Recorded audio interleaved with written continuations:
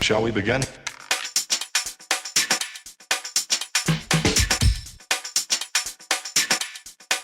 Let's begin.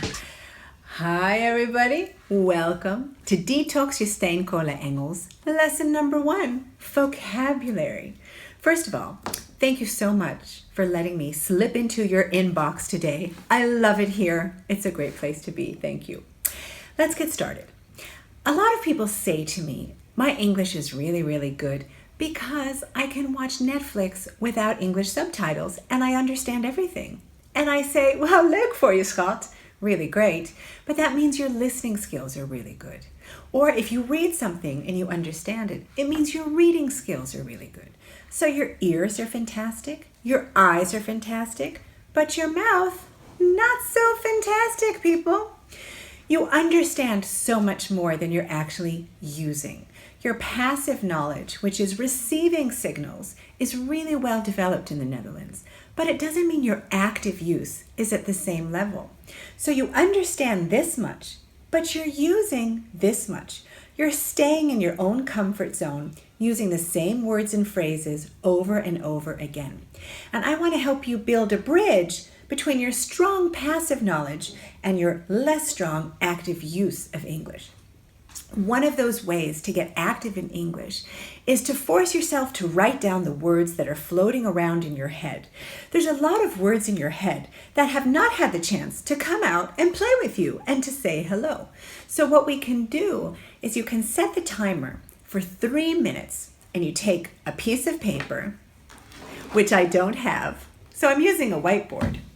And in the center of the paper, write a word that you like in English. Just write down the first word you think of. And then, within 3 minutes, write down as many words as you can think of that pop into your head. They don't have to be connected to that word. It's just the first words that are emerging in your head. Write them down. Fill up that page. Your goal should be to have 50 words within 3 minutes. Can you do it? Yes, you can. Once you've written down all those words, what I want you to then do is to take 5 words, put them into a sentence of your own, to write one of your own sentences where you have to add your own words, but take 5 words from that word tree and put them into a fantastic English sentence. Then do that with 7 words. Can you take 10 words and put them into a story? If you start your day by doing a very quick mind map or a word tree exercise, it forces you to activate some of the words that are being passively kept in your head that you're not actively forcing yourself to use. It just takes a few minutes and it's a great way to wake up your English. Another way to triple your English vocabulary is to follow my not-so-secret formula, which is this.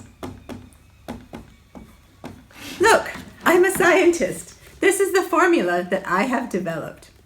When you have a word in English, I want you to think of a word that means the same. That's called a synonym, which is different from cinnamon. That's what you put on your apple pie. So if you want to find out some synonyms, you can go to a fantastic website and a free app called thesaurus.com. The link is here below. You can look up any word and it can tell you lots of other words that mean the same so that you're not using the same words over and over again. So once you found a synonym, not a cinnamon, for that word, you can also find what we call an antonym. That's a word that has an opposite meaning. So for learning one word, you can also learn 3. Your brain will remember those words because it'll remember it in a cluster. You'll have this ABC in your head. So for the effort of one word, you now have 3. 3 halen, 1 betalen, as far as brain cells go. So it's a great way to organize and remember new words. Don't just think of 1, think of 3. Another thing to remember when it comes to English is how do we express formality? The Dutch have a very direct way of communication, and many times that's translated over to English, but it doesn't always work. So in Dutch you have, for example, u versus je, and you have a formal or informal style built into your language. And that's something that's part of your culture and people understand how to use it. However, in English, we only have you. So how do we express formality? We use what we call modal verbs. What? I know, so sexy. Modal verbs. Modal verbs are verbs like can, could, may, might, should, would, need, needn't, must, have to, etc. So let me give you another little trick to remember degrees of formality. So if we have this, we have this, and we have this. Let's start with the basics. Would, could, and can. I want you to think of would. Here's my fabulous artwork. Would is a 3-star word, people. That means it's formal. So things like, would you mind changing our appointment? Would you help me, please? Would you call him for me, please? That sounds really polite and formal, so use that for business situations. Could is a 2-star word, meaning it's semi-formal. So when you're talking to strangers, people you don't know, people you're not very close to, if would be too formal for that situation, use could. And can is 1 star. That's what you use with your buddies, with your friends, people younger than you, like me. It's a great way for friendly, informal communication. So this is how we express formality to some degree, using would, could, or can. And in your worksheet, there's going to be other tips and tricks on how to make your English more professional when it comes to formal and informal language. So I hope today we have detoxed some of the mistakes that you have with vocabulary and with formal and informal English.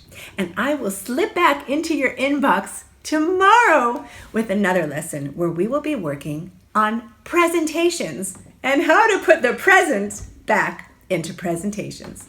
I will see you tomorrow. Thank you for detoxing with me today. See you soon.